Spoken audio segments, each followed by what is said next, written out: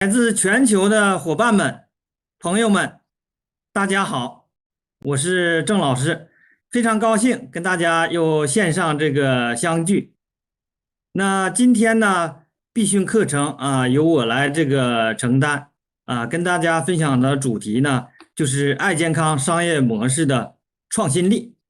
我呢是1968年出生，大学毕业之后按部就班的工作。开始在机关，后来到企业。那么2015年的时候呢，因为我夫人健康的问题，严重的睡眠障碍，然后抑郁，那么开始接触了大健康领域。大健康领域接触之后呢，对我整个财商开启非常有帮助。那时候呢，我也学习了相关的知识，有两本书我记得对我启发特别大。一本呢就是罗伯特清崎写的《富爸爸穷爸爸》，我相信很多朋友可能也都读过这本书或听说过这本书。那另一本呢就是哈吉博士他所写的一本挺薄的小册子，叫做《管道的故事》。那这两本书真正开启了我的财商，让我知道在朝九晚五的打工生涯模式的背后还有另外一种让我们可以工作时间更自由，然后呢能够让我们更好的实现个人财富自由的另一种模式。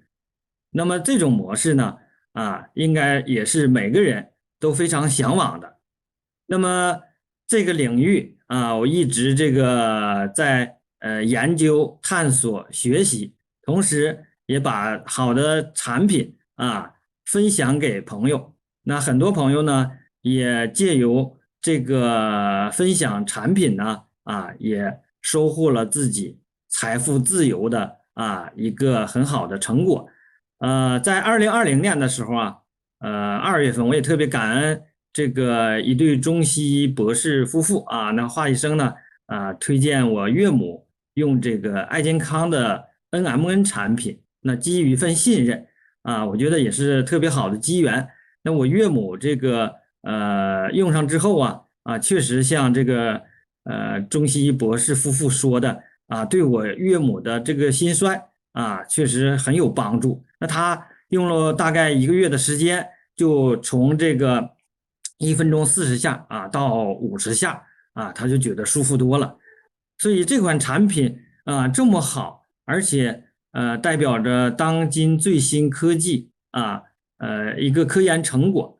那它的背后，因为我是学经济学的，所以我就感觉呢，这个背后可能有很好的商机。于是呢开始研究它的商业模式。那实际上从那个时候开始呢就重点的去关注研究，那跟其他几位专家一起呢对爱健康整个的公司产品制度模式等等进行了长达3个月的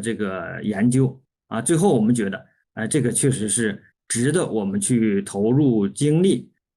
然后去跟周边的朋友去分享。那这里边呢很重要的一点打动我们的当初就是那种商业模式的创新。所以今天呢有机会跟大家分享这个主题呢我觉得也特别欣慰的是因为一个好的商业模式真正遇到的时候呢确实是可遇不可求的。那今天呢我就这个话题跟大家做一下必训课程的分享。好，我打一下课件。那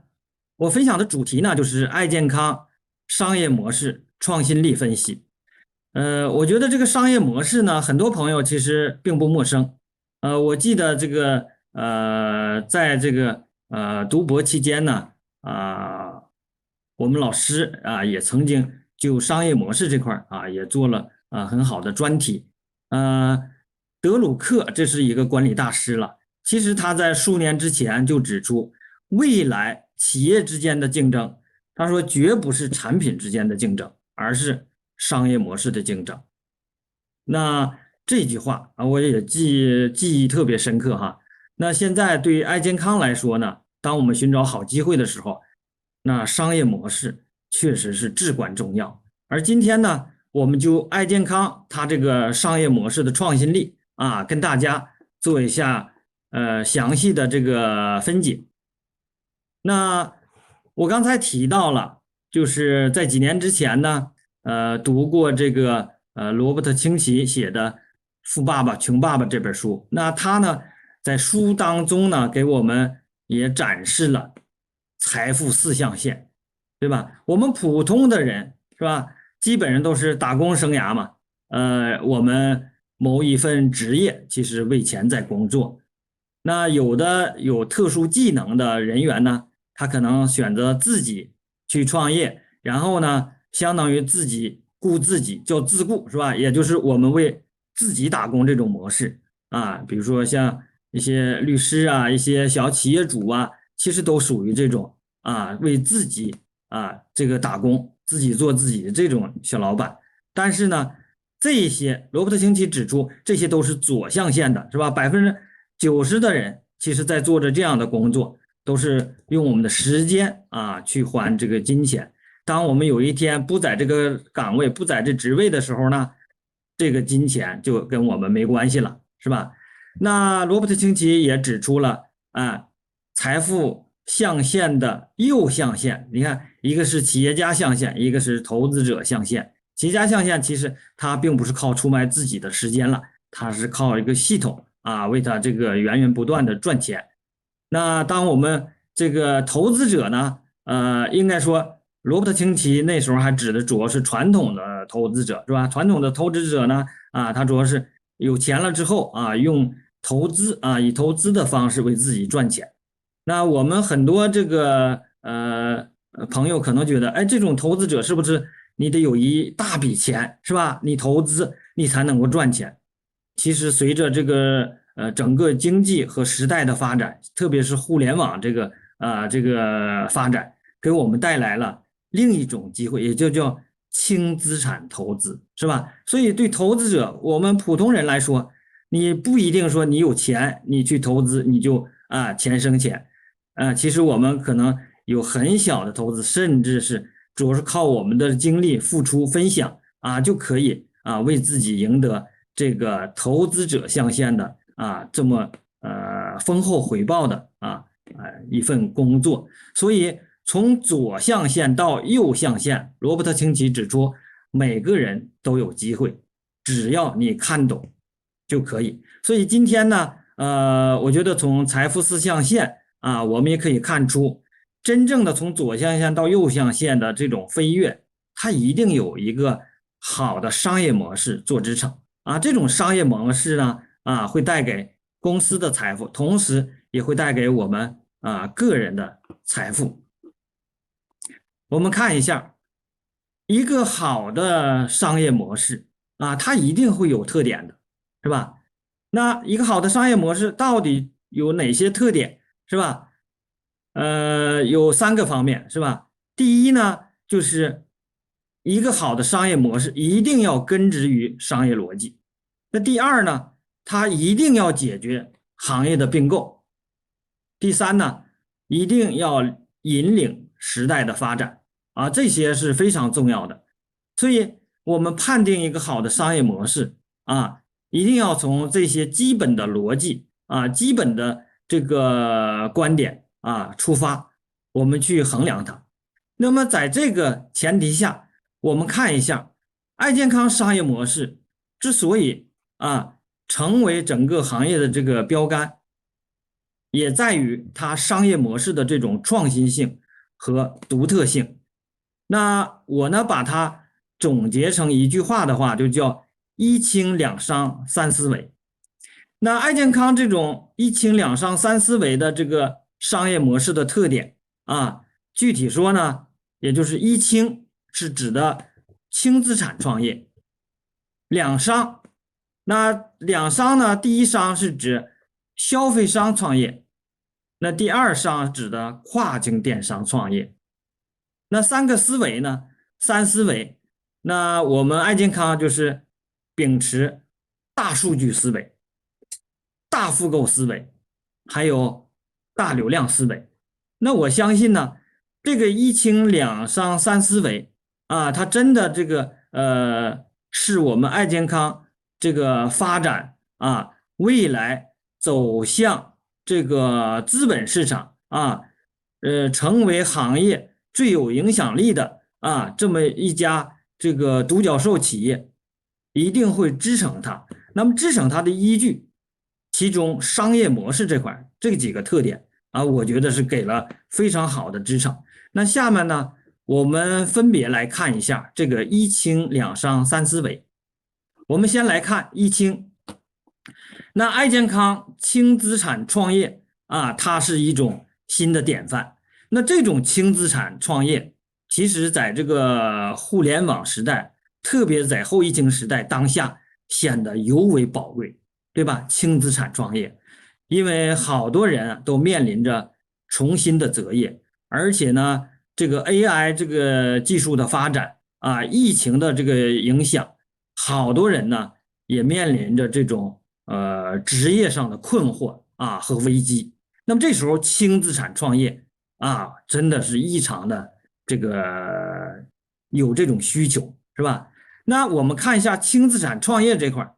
我们看第一个维度，也就是当我们去评估这个一个模式啊，它这个创业风险的时候呢，第一个维度就看它一些我们这种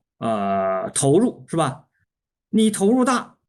你风险相对就大，对吧？像爱健康这种轻资产，这种轻到什么程度？其实轻到每月你只需投入几百元，你就可以开启自己的创业人生。你看是不是轻资产啊？没有风险，不像说你一下拿出几万呢、十几万、几十万、上百万甚至更多，对吧？所以从风险评估角度讲，其实大家这个都有常识。每个人其实你想一下，即使我们去摆地摊的话，你是不是得需要几千块钱去备货呀等等，是吧？你又开个小食杂店啊，些小型的什么水果店之类的，你投资至少啊得有个几万到十几万吧，是吧？你稍微有一点，比如说有开饭店的、美容院的等等，那可能那个投资几十万都不是啊，都可能达不到这个要求啊，甚至更高。那还有比如说我们常见的一些微商的这种项目，也需要投资数万、十几万，甚至更高，对吧？因为你没有这个一定的量啊去铺货的话，做周转的话，你也拿不到那个最优惠的那个价格，所以这个投入还都是不小的啊。另外，各种名目的所谓互联网的一些投资项目啊，动不动也是数千几万甚至更多，是吧？这种我觉得就是在我们日常生活当中大家都非常常见，而爱健康你看真的不需要那么大的投资，所以这种风险啊真的是可以避免，这是第一个维度。我们看这个投资回报，既然是投资吧创业，其实它都讲究这个投资回报的，是吧？那我们刚才说的前面说的那些例子，不论是你投资几千或者几万，或者是更多数十万甚至上百万，那么一个行业它投资这块啊，那是第一道风险。第二道风险就是你投资这个回报，你投资之后你能不能赚钱，是吧？另外呢，有一些就是说不赚钱的话，或赚不了很多的话，你能不能保证我们投资的这个本钱能够安全的回来？这个其实也是很重要的。所以从投资回报角度讲，其实大家都知道，就是我一定的投资一定要有一个好的回报。你像传统的那种我们现在知道的，比如说你去投资一个地产，然后你再出租的话，它这种投资回报一般的呢得是20年。对吧？所以你想想，如果是我们有1000万去买个房产，然后你再出租的话，20年才能回报回来。那你看吧，每年你会有多少？大概就是5%的回报嘛，是吧？你像我们说我有钱存银行，存银行那个回报，你看年息都很低呀，对吧？很低很低的，3%多，存3年都已经不少了，而且5年的现在很多银行都已经取消了，没有那个了。所以现在整个我们说这种一个项目投资回报来说呢，真的是需要我们仔细考量，对吧？而爱健康这种投资回报，大家看，我们只需初始的时候最多就是3个这个产品套餐嘛，是吧？3800，那一共是11400块钱然后给我们这个好多这种产品，再加上呢，每个月我们有800这个左右的这种产品的消费，我们就开始我们爱健康的轻资产创业了。而这个回报呢，回报其实已经不能用数学简单的这种数据来说了，因为它这个回报还是非常的丰厚，是吧？我们就投资这些，然后这种回报呢，其实我们为了养家糊口一个生计的话，我们知道每个月养家糊口，你总得有个这个万把块钱吧，是吧？甚至更多一点，因为我们去打工的话，每个月可能也是大城市里几千人民币是吧？到上万块钱，这个是普通大众的一般的这种工资的收入，对吧？那我们自己去投资一个项目的话，那一般来讲，我们的预期要高于我们自己打工，对吧？所以从这个角度看呢，每个月如果你能得回报这个1万人民币、2万人民币，甚至更高这样的回报可能更有吸引力，值得我们去投入它。所以这一块呢，从爱健康这个情况来看呢，它的回报确实是给我们很好的这个支撑这是投资回报。那另一个维度就看这个成功周期。我们知道，任何一项投资呢，其实它也想这个也特别这个注重这种投资周期、成功周期的这个分析，因为一个长期的项目，比如说刚才我说的那个买个房产花1000万甚至更高，那20年这种成功周期，对很多人来说显然是有点太慢了，对吧？而且这里边整个政策方方面面的这个不确定性还很多，所以成功周期一般对我们个人来说比较适合的呢，一般3到5年的是非常合适的最佳的呢就是2到3年这种2到3年这个成本收回来不说，然后呢他能拿到一个他理想预期当中的结果，就像我们说的，比如说你预期每月有2万3万人民币我能够这个养家糊口，甚至到小康这个水平，是吧？所以这个成功周期呢，我们从这个爱健康的这个情况来看呢，也就是2到3年的这种成功周期还是好多人都是做到了而且这种成功周期也就是我们行业上所说的那种小财富自由大财富自由真正的是这个收入会比我们朝九晚五传统的那种打工生涯是吧，相当于10年、15年甚至更高的那种回报，是吧？所以你看它这个成功周期真的是每个人我觉得2到3年确实是不长的这个时间另外呢还有一点就是这个长期主义，就是我们任何一项投资呢，我们不可能说我今天去投入了，我明天马上就见到这个效果，然后把所有的投资都收回来，是吧？甚至我能短期内一夜暴富这种，我觉得那个都是理想化的真正的其实一个好的投资项目还是坚持长期主义，我们追求的是这个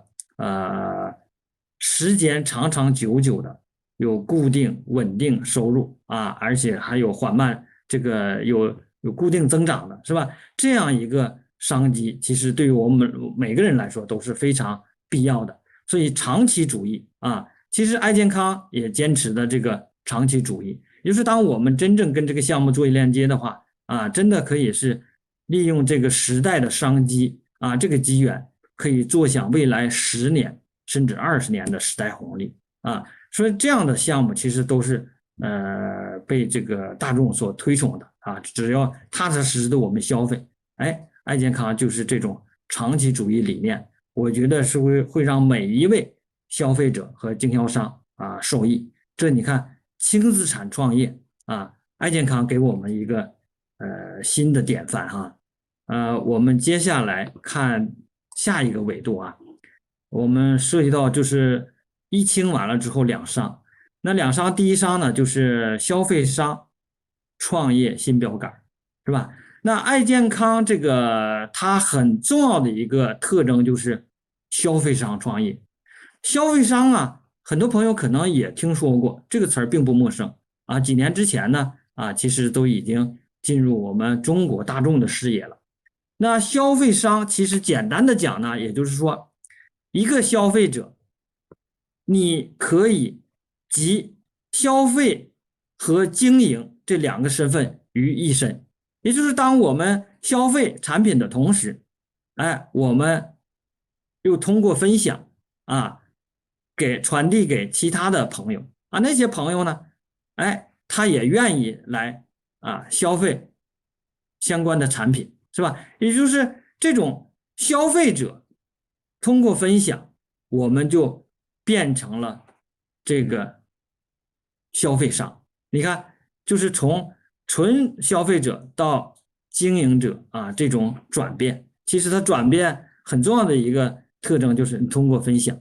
所以历史上在我们小时候那种概念当中，其实消费者就是花钱的，对吧？在早期像淘宝、京东什么的，我相信很多人都是，你看一说剁手族，是吧？就是花钱的。但是随着互联网这个发展呢，整个商业模式它也在迭代，是吧？那因为我们进入消费者主权时代了，那个消费者呢，应该是最核心的。所以你看各个商家、各个行业真的都是以消费者为中心。所以这时候这个消费者不单单是消费花钱，同时呢，消费商通过自己的体验分享之后呢，还会带来新的市场。那这个贡献，这个付出，这个过程当中，我们也会得到相应的回报，这个也符合商业逻辑，对吧？所以爱健康这种消费商的这种创业理念真的是树了一个新标杆。而且这种消费呢确实是广受欢迎。所以说对于我们任何一个人来说呢，我们现在是互联网时代，是吧？我们的消费理念也需要迭代不能像以前那样说我们光是去花钱去消费。其实我们现在更需要的是智慧消费。如果有的消费还能够给我们带来收入，我们干嘛不去选择这种消费呢？说智慧消费，而且呢，这种消费呢，我们一定要选择那种增值型的消费，也就是通过我们的消费能够给我们带来增值，带来回报，是吧？所以这里边重要的两个概念，一个是智慧消费还有就是增值消费。智慧消费呢，就是我们去选择能够给我们带来增值消费的这些消费，对吧？其实爱健康就是这样的，我们通过消费通过分享，然后呢给我们带来增值的这种回报。而且刚才我也提到了，像分享经济呢，我们国家是大力提倡的，全球都是大力提倡，是吧？分享经济整个在经济统计当中专门有一项分享这个经济它所占的这种比重而且这种分享呢，真的是带来市场指数级的这种裂变这种市场的裂变市场的这个拓展自然会给公司带来回报。那么公司给我们这个回报给我们一些佣金支持我们这个事儿，鼓励我们这个分享，我觉得都是正当的。那这里边需要跟大家再分享一点的就是，我们很多朋友都熟知 B2B、B2C 是吧？这就是电子商务很传统的这种具体形式了。其实不论是 B2B 也好，还是 B2C 也好，它最终一说核心就是 H2H，H2H 就是human to human， 对吧？就是最终呢，其实都落实到人跟人的这种链接，是吧？那无论是你公司也好，那公司具体这个做这个事儿的，其实也都最终落脚点在人上。所以这个 H2H 呢，应该是未来整个电子商务这个发展这种模式的一个核心点，是吧？而且通过这个 H2H 这种模式的这种复制拓展，你看指数级的裂变，大家就能想象到啊。我们爱健康，你看实际上真的从一开始就是这种以人为本，是吧？这个 H2H 这种根基我觉得都是它一个亮点吧。所以消费商的这个创业真是人人可为，是吧？人人能为，而且人人有为这个在爱健康这个整个平台我们其实好多这个见证所以消费商的创业爱健康真的是一个行业的标杆。好，接下来我们再看两商的另一商，也就是跨境电商。那爱健康呢是跨境电商的新样板。那么我们知道电子商务国家是非常重视，大力提倡，是吧？那作为电子商务的一个分支，跨境电商这块呢，我们国家这几年更是特别重视。因为什么？因为像我们搞的一带一路什么的，其实都是很多跟电商都是分不开的，包括我们很多高精尖的一些产品从国外进口，这个其实都是属于跨境电商的这个范畴。我们从政策看呢，国家这块你看有多重视。刚刚结束的我们党的20大报告就指出，要推进高水平的对外开放，是吧？跨境电商它属于这种外贸这种分支然后你看稳步扩大规则，是吧？规制管理标准等制度型开放大家注意制度型开放。其实你看类似跨境电商这种，其实都是制度型开放的范畴。另外，加快建设贸易强国，是吧？贸易强国，这个贸易分国内贸易跟国外贸易，对吧？那跨境电商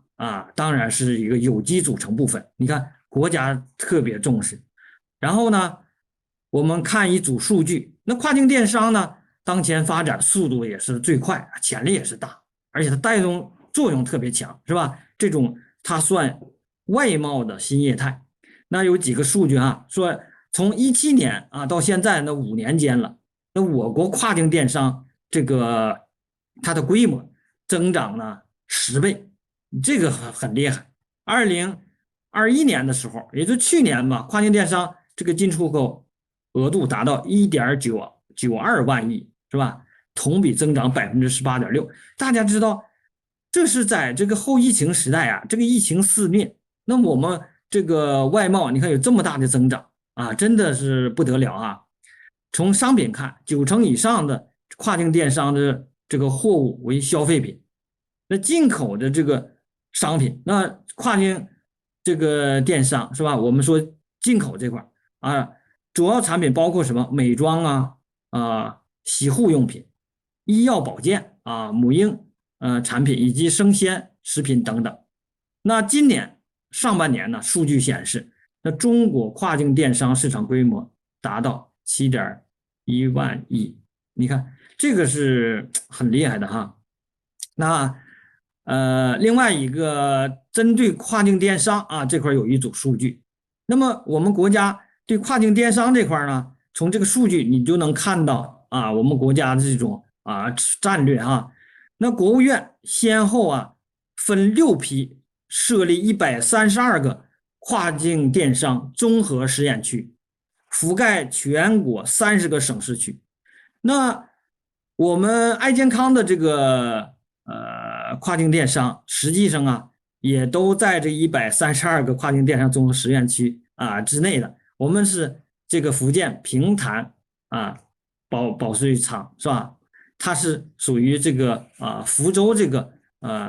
跨境电商综合试验区这就是国家这个批准的。那么跨境进口这块它实际上再细分这些模式呢，我们国家也有这个法规条款呢，海关的一些这个规范是吧？它分这个网购、保税、进口模式，也就是我们说的1210这种模式啊，保税1210。还有一种呢，就是直接这个直购进口，也就是9610这种模式，是吧？海关都有代码啊，你要是按这个报，然后正常交税，我们国家也都有这方面的规范，是吧？每个人跨境电商的额度每年26000人民币啊，每单不超过5000人民币啊，这都是免税的，是吧？那我们爱健康目前呢，你看，最开始的时候主要是那种直购啊9610模式，从美国直邮。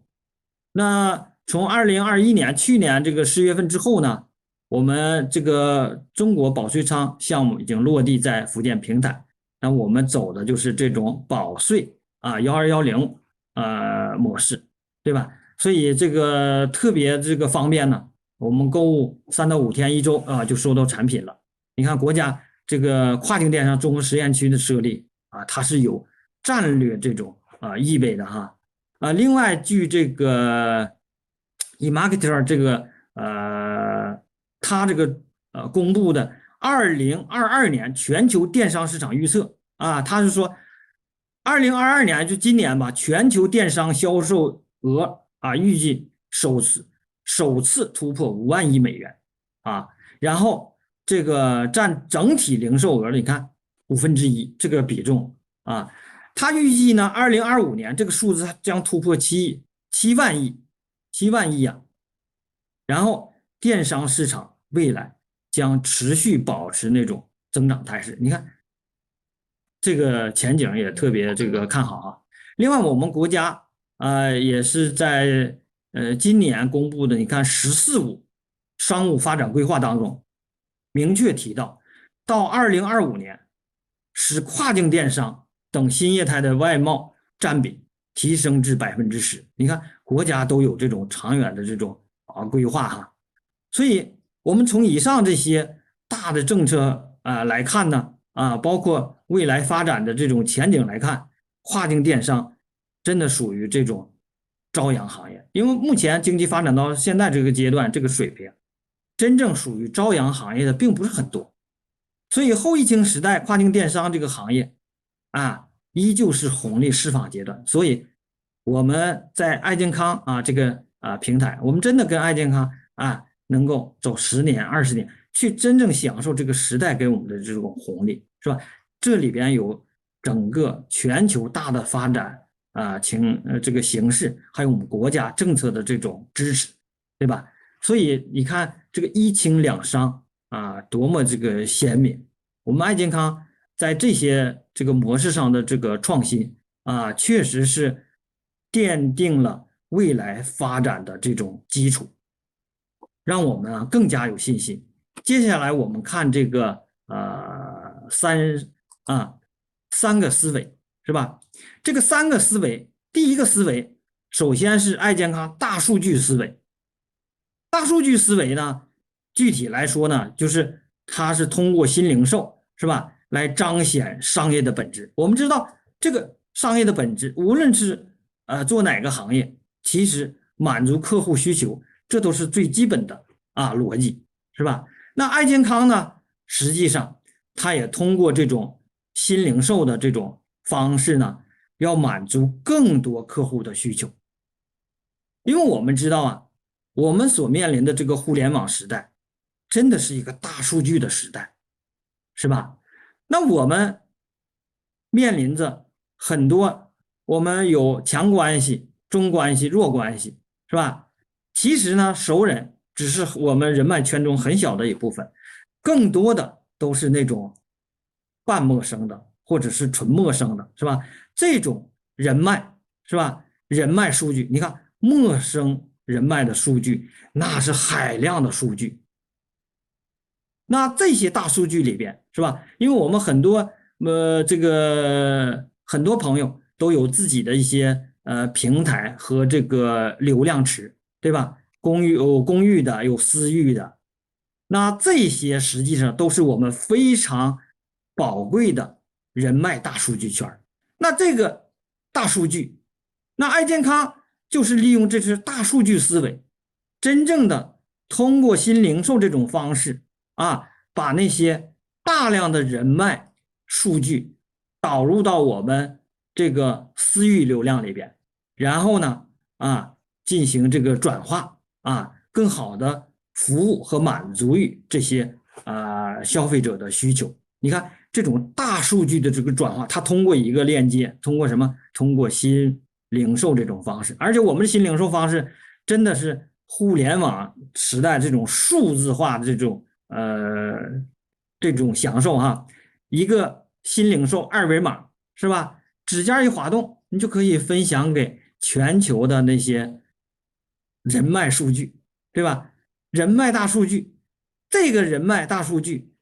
最终会给我们带来很好的这种回报，是吧？所以你看，一个新零售这种方式链接了全球那么多的人脉大数据，你看这个思维也给我们每个消费者、会员、经销商带来很大的益处就是指尖经济，是吧？新零售这个二维码非常简单易操作对方通过一扫码，我们就跟他链接了。所以你看，在海量的数据，我们怎么才能把这些转变成我们自己的优势，是吧？它就是通过这个做链接的。所以爱健康大数据思维应该是互联网时代非常好的一个亮点这是第一个思维大数据思维。我们接下来看爱健康还有一个叫大复购思维。这个大复购思维我觉得它也是非常有亮点的。因为我们知道整个这个行销组织这种业态呢，在以往的时候呢，这种复购的思维呢，其实体现的并不明显。虽然有些它也有每月的复购，但是呢，它整个这个商业底层的这种商业模式的逻辑，并不是按复购的思维来设计的。而爱健康呢，就是整个把以往业态的那个一些大家觉得不是非常这个完善的地方呢，它进行了这种优化，是吧？其中大复购思维，这是一个很好的这个亮点，解决了行业的很多并购，对吧？大复购嘛，每个月你只要扎扎实实的消费，对吧？那么就奠定了我们爱健康这个基础，因为它都是产品特别好嘛，大家都去复购，然后海量的复购，其实形成的是什么？你看，就是这种管道资产的价值，源源不断的，是吧？那所以大复购思维可不是简单的去说，每月消费点产品，对吧？它的背后那种逻辑呢，真的就是一种管道资产的价值。大复购思维让爱健康，让我们会员真正见识到了什么是管道资产，是吧？我相信大家都这个有很深的体会，所以整个这个大复购的思维也是这个颠覆了整个行销组织这个以往的那种一种规范，是吧？创新，然后成为新的行业的一个底层逻辑。那现在大复购思维也真的让行业这个给这个行业带来了新鲜的血液，是吧？然后也是推动这个行业在向前的不断的优化和发展。